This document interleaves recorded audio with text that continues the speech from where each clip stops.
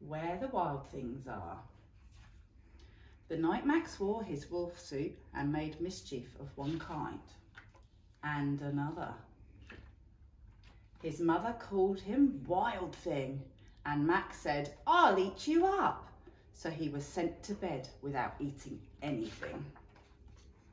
That very night in Max's room, a forest grew and grew and grew until his ceiling hung with vines and the walls became the world all around. And an ocean tumbled by with a private boat for Max, and he sailed off through the night and day. And in and out of weeks and almost over a year to where the wild things are.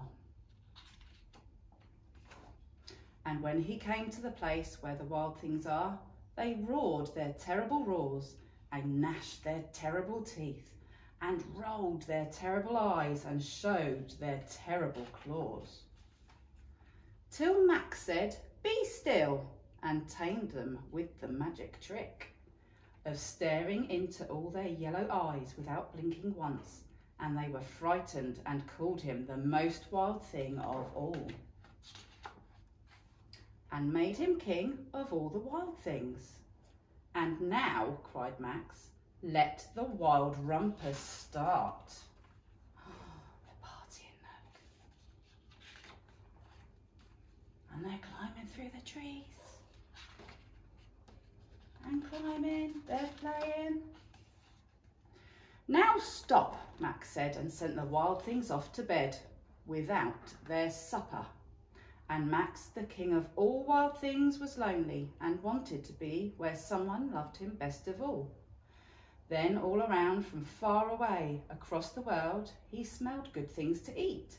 So he gave up being king of where the wild things are.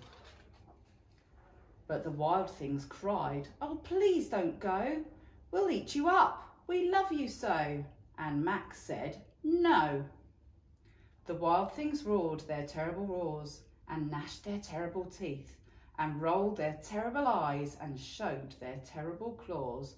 But Max stepped into his private boat and waved goodbye and sailed back over a year and in and out of weeks and through a day and into the night of his very own room, where he found his supper waiting for him.